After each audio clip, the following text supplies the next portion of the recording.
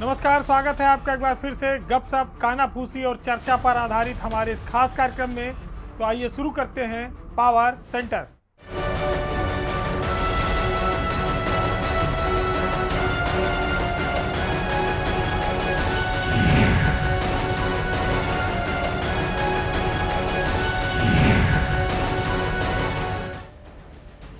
उत्तर प्रदेश में मंत्रालय और मंत्रियों के काम को लेकर पहले कुछ स्थिति दूसरी थी, लेकिन बीजेपी सरकार जब से आई उसने कैबिनेट और राज्य मंत्रियों के बीच काम के बंटवारे पर काफ़ी जोर दिया।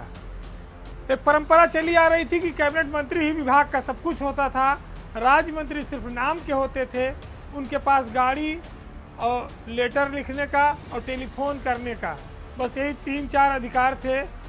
हालांकि अभी भी कई सारे कैबिनेट मंत्री ऐसे हैं जो काम आवंटन को अपने अधिकारों में कटौती मानते हैं, तो राज्य मंत्रियों को काम नहीं देना चाहते, लेकिन मजबूरी में दिया भी तो अफसरों को पीछे से ताकीद कर देते हैं कि राज्य मंत्री को ज़्यादा भाव नहीं देना है या उनको ज़्यादा मीटिंगों में नहीं बुलाना है। यही वजह है कि राज्य मंत्रियों में अपने कैबिनेट मंत्रियों और सरकार के अफसरों को लेकर नाराज़गी रहती है। ये नाराज़गी आपने जल शक्ति विभाग में एक बार देखी, जहां पर राज्य मंत्री दिनेश खटीक ने इस्तीफा तक दे दिया। लेकिन अब एक और मामला आया है सामने, वो मामला है औद्योगिक विकास राज्य मंत्री जसवंत सैनी का। बीजेपी सरकार की ये कोशिश है कि मंत्रियों के बीच काम का बंटवारा हो, बड़ा मंत्री और छोटे मंत्री में थोड़े बहुत काम सबको मिले रहें, जिससे कि वो लोग शासन के फाइलों की गतिविधियों को और सरकार की नीतियों को समझते रहें। लेकिन इस काम के बंटवारे में बहुत विरोधाभास है, जिसमें विरोध के स्वर आपको अक्सर सुनाई पड़ेंगे। ताज़ा मामला औद्योगिक विकास राज्य मंत्री जो जसवंत सैनी हैं उनके विभाग से जुड़ा है। इनके विभाग के कैबिनेट मंत्री हैं नंद गोपाल गुप्ता नंदी। जसवंत सैनी अपने विभाग के अफसरों और मंत्री से खफा चल रहे हैं। उनकी नाराज़गी की खबरें बाहर आई हैं, मीडिया में भी कई सारी खबरें छपी हैं। हालांकि वो सार्वजनिक रूप से कुछ नहीं बोलते, लेकिन उनको विभागीय बैठकों में और देश में प्रदेश में ग्लोबल इन्वेस्टर समिट को लेकर की बड़ी तैयारियां चल रही, उसमें नहीं बुलाया जाता। अरविंद कुमार जो IIDC भी हैं, एसीएस हैं, उन्होंने बाकायदा एक पत्र लिखा है अफसरों को और कहा है कि अधिकारियों को, राज्य मंत्री को विभागीय बैठकों की जानकारी देना अनिवार्य है और उनको विभागीय बैठकों में बुलाया भी जाए। हालांकि सहारनपुर के रहने वाले जसवंत सैनी इन आरोपों पर खुलकर नहीं बोलते, लेकिन मीडिया में ये खबरें आ रही हैं। आपने याद होगा कि दिनेश खटीक सिंचाई विभाग में अपने प्रमुख सचिव और बड़े मंत्री से नाराज थे, इतना ज़्यादा कि उन्होंने इस्तीफा दे दिया, दिल्ली के हस्तक्षेप करना पड़ा। बीजेपी की जो पार्ट 2 सरकार है वो 6 महीने ही बने हुआ है, उसमें इस तरह के मामले कई सारे सामने आ रहे हैं जो समस्या बनते हैं, किरकिरी करते हैं। लेकिन अपने अपमान को, उपेक्षा को राज्य मंत्री कितने दिनों तक सुने, बर्दाश्त करें, उनके भी सब्र की एक सीमा है और कई बार वो सीमा टूट जाती है और ये बातें फिर पब्लिक डोमेन में जनता के सामने आ जाती हैं। जसवंत सैनी को जब योगी सरकार में मंत्री बनाया गया था तब वह विधायक नहीं थे, यानी कि किसी सदन के सदस्य नहीं थे। मंत्री बनने के कुछ दिनों बाद उनको MLC बनाया गया है। अब वो उच्च सदन के मेंबर हैं, सहारनपुर से आते हैं, संगठन के आदमी हैं, लेकिन जब मिनिस्टर बने तो उनको जो विभाग आवंटित है वो औद्योगिक विकास, उसके मंत्री नंद गोपाल गुप्ता नंदी के साथ उनके तालमेल को लेकर इस समय विरोधाभासी बातें आ रही हैं। ये पहला प्रकरण नहीं है। दिनेश प्रताप सिंह आपको याद होंगे, उन्होंने अपने अफसरों के खिलाफ मुख्यमंत्री को चिट्ठी लिखी थी कि ये भ्रष्टाचार बहुत करते हैं और इन पर कार्रवाई की जाए। हालांकि उस मामले में भी कुछ नहीं हुआ। लेकिन जब उत्तर प्रदेश में एक बहुत बड़ा आयोजन होने जा रहा है, पूरी देश और दुनिया के लोग इन्वेस्टर समिट में बुलाए जा रहे हैं, यहाँ पर निवेश को लाने की तैयारियाँ चल रही हैं, ऐसे में उसी विभाग का एक मंत्री अपने विभाग के अफसरों और मंत्रियों के कामकाज से नाराज हो, तो ये कोई मामूली बात नहीं है, ये खतरे की घंटी है। ये सचेत हो जाओ क्योंकि मामला जब बढ़ेगा और कोई दिनेश खटीक की तरह निकल आया तो अब की बार संभाले नहीं संभलेगा। सियासत जो है वो किसी पिक्चर की तरह होती है, कोई बहुत ज़्यादा अंतर नहीं है। ख़ास तौर से जो यादव बेल्ट है और मुलायम के परिवार से जुड़ी हुई जो चीज़ें हैं, इटावा, एटा, मैनपुरी, कासगंज, ये जो इलाके हैं, कन्नौज, इन इलाकों में बात मैनपुरी लोकसभा के उपचुनाव की है। चुनाव तो 3 हो रहे हैं लेकिन सबसे ज़्यादा नज़र इसी पर है, क्योंकि यहाँ पर समाजवादी कुनबा मुलायम की विरासत को बचाने के लिए अब आगे आया है, चुनाव लड़ने जा रहा है। मामला है पति पत्नी, चाचा और वो का, यानी कि मैनपुरी की सीट से चाचा भी विधायक हैं, भतीजा अखिलेश यादव भी करहल सीट से विधायक हैं।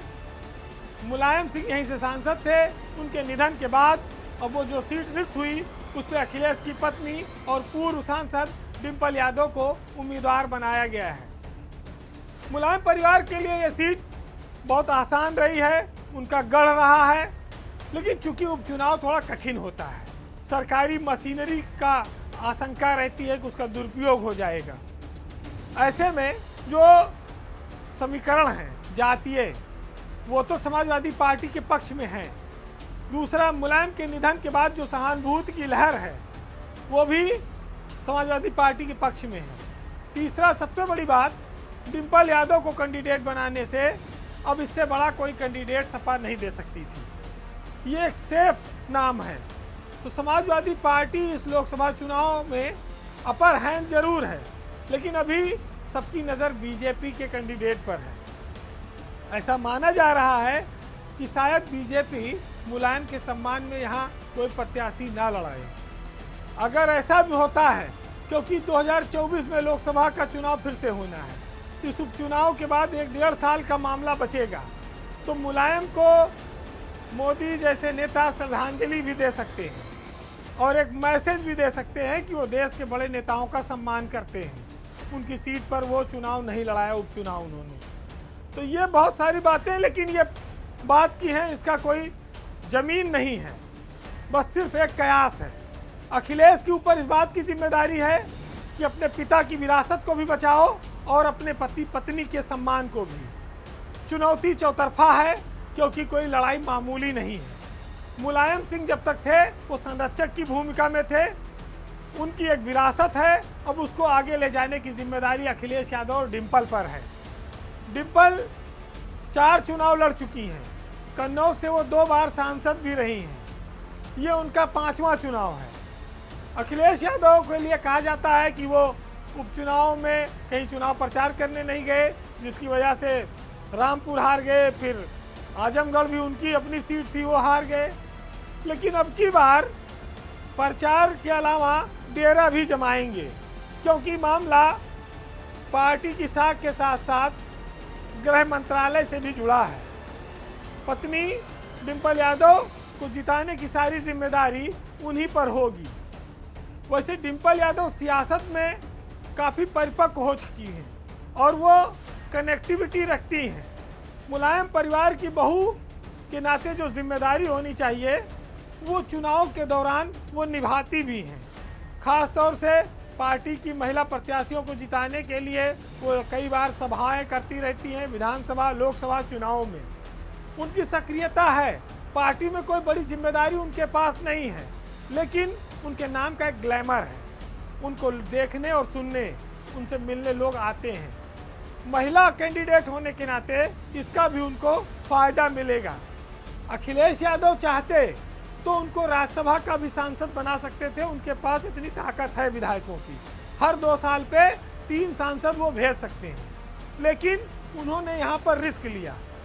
ये मैसेज भी है कि पिता की विरासत को पति पत्नी मिलकर आगे बढ़ाएंगे। अब एक बात आती है चाचा शिवपाल की, अगर डिम्पल प्रत्याशी ना होती तो शिवपाल चुनाव लड़ते चाहे जहाँ से लड़ते। अब वो थोड़ा हिचकिचा गए हैं, उनके कदम रुक गए हैं, वो डिम्पल के प्रचार में भी आएंगे। तो एक बहुत बड़ी समस्या अखिलेश यादव के सामने की ये खत्म हुई जो परिवार से आ सकती थी। उत्तर प्रदेश में अफसरों की तानाशाही या मनमानी रवैये की बहुत सारी चर्चा होती है, लेकिन आज एक बार फिर से आपको हम यूपी के बिजली महकमे के चेयरमैन एम देवराज की ओर लेकर चलेंगे, जो महकमा कंगाली में डूबा है, लेकिन उसका चेयरमैन खूब नाम कमा रहा है कि वो बड़ी कार्रवाइयाँ करते हैं, बड़े सख्त हैं और एक तरफा चलाते हैं। उन पर न मंत्री का दबाव है न सरकार का दबाव है, वो बड़े ईमानदार हैं।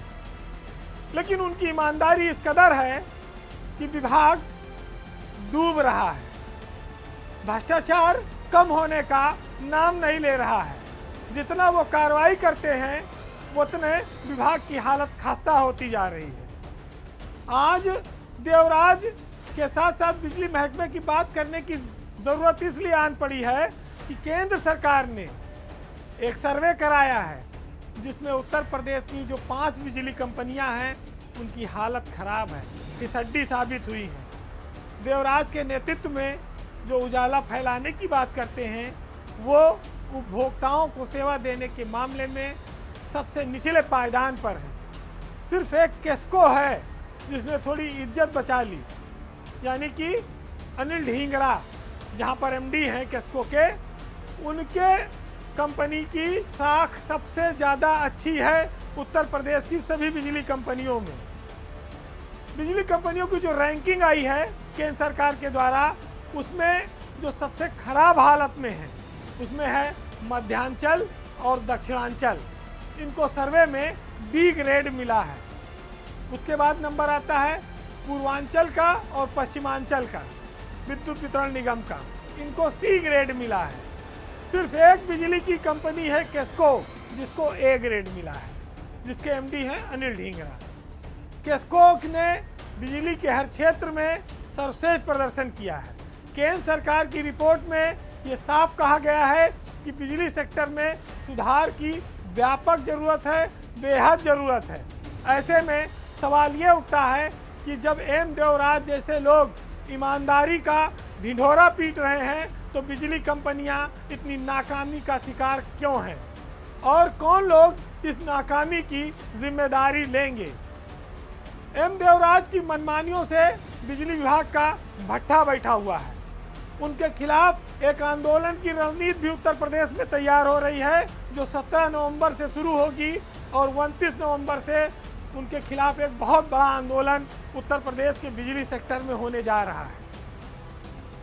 तो बिजली प्रबंधन कर्मचारी के बीच ये टकराव आने वाले दिनों में आपको देखने को मिलेगा।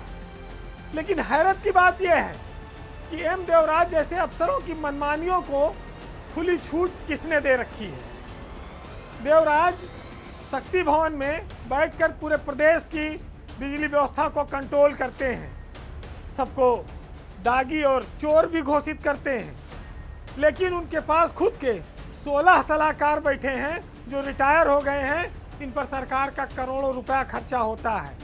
जिन पदों पर नियमित लोगों को बैठना चाहिए, नीचे से प्रमोट होकर लोग आते हैं, वो देवराज ने उन पदों पर AS2 जैसे पदों पर जो चीफ इंजीनियर बैठना चाहिए रेगुलर, वहाँ पर संविदा का आदमी बैठा रखा है जो सारी गोपनीय फाइलें देखता है, सारे प्रमोशन से लेकर लोगों की जांच का जिम्मा वो रखता है।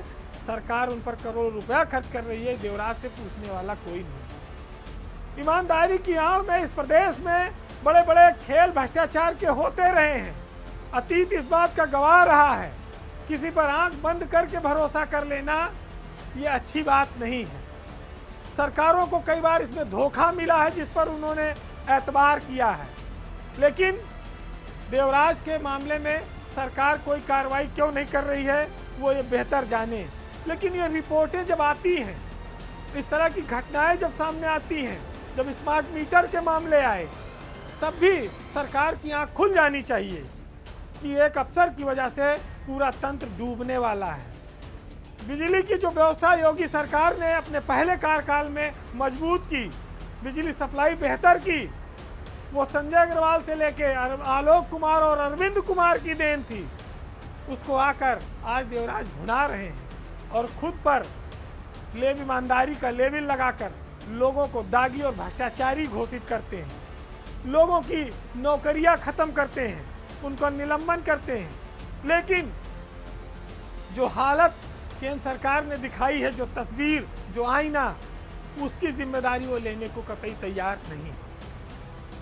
तो ये जो हालात हैं, आने वाले इसी महीने में आपको बहुत कुछ देखने को मिलेगा कि बिजली विभाग में किस तरह से टकराव की नौबत है और प्रबंधन तंत्र और कर्मचारी बिजली की इस लड़खड़ाती व्यवस्था में कैसे संभालेंगे, कैसे चलाएंगे, ये आप कुछ दिनों में देखेंगे।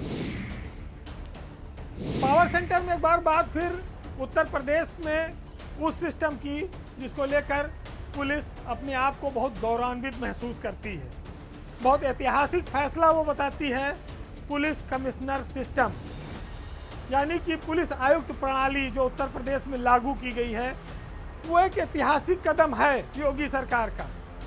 लेकिन हर बार ये सवाल आता है कि जब हमने पुलिस कमिश्नरेट बनाया तो हमसे पहले देश के कई राज्यों में पुलिस कमिश्नरेट था, दिल्ली में था, बम्बई में था, कोलकाता में था।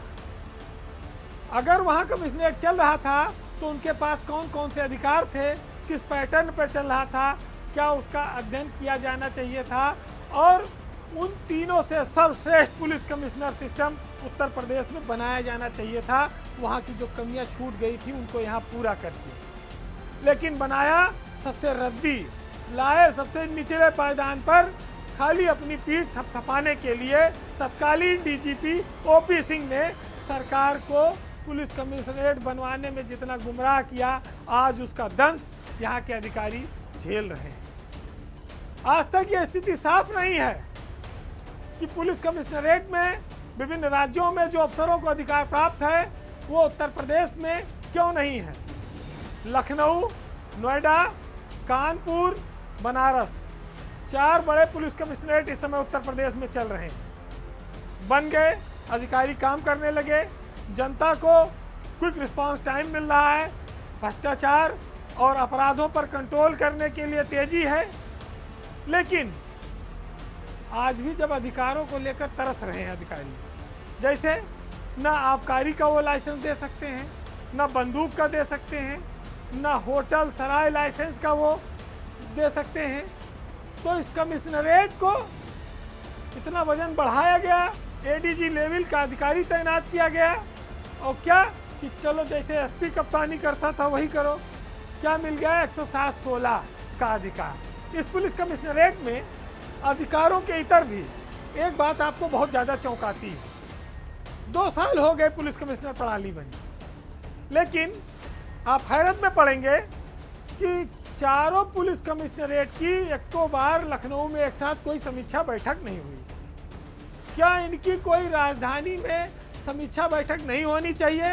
इतना बड़ा ये सिस्टम बनाया गया, इतना इसके लिए पीठ थपथपाई जाती है और कहा जाता है कि ये बहुत बड़ी उपलब्धि है। अब यहाँ पर जो क्राइम होता है उसकी पूछताछ कौन करेगा?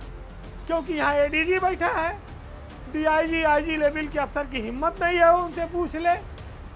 चारों कमिश्नर कोई जवाबदेही सिर्फ उनकी मुख्यमंत्री और डीजीपी के प्रति है।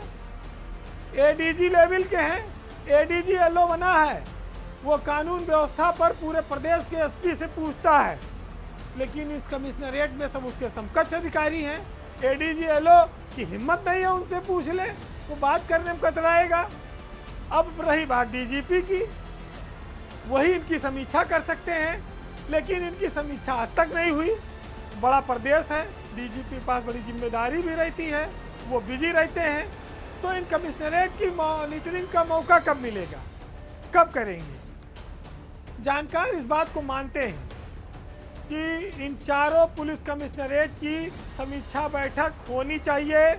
इनके लिए डीजीपी मुख्यालय में एक अलग सा कमिश्नरेट के नाम से मॉनिटरिंग सिस्टम बनाया जाना चाहिए और मुख्यमंत्री और डीजीपी के लेवल पर इनकी हर महीने या त्रैमासिक एक बड़ी समीक्षा होनी चाहिए। क्योंकि इनके यहाँ जो क्राइम होता है उस पर ये किसी को ना कोई जवाब देते हैं, ना वो बात सामने आती है, ना कोई इनको हड़का सकता है, ना कोई इनको डपट सकता है।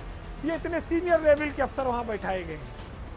हमने कमिश्नरेट बनाया, लेकिन इन छोटी छोटी बातों पर किसी की नज़र नहीं गई। DS चौहान उत्तर प्रदेश के DGP हैं, वो कुछ कोशिश कर रहे हैं। उन्होंने आउटर जिले ख़त्म कर दिए तकनीकी चीज़ों को देखकर, जनता की असुविधा को देखकर। लेकिन 2-3 बातें इसमें रह जाती हैं कि क्या पुलिस कमिश्नरेट में ADG लेवल का ही व्यक्ति कमिश्नर होना चाहिए? क्या IG लेवल पर हमें विचार नहीं करना चाहिए? दूसरा, क्या हम इनकी समीक्षा बैठक एक साथ राजधानी में मुख्यालय में बुलानी चाहिए या नहीं होनी चाहिए?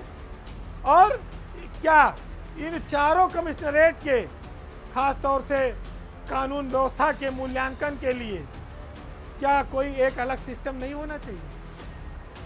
तो ये सब बातें ऐसी हैं जिन पर समय निकालकर ध्यान देना पड़ेगा।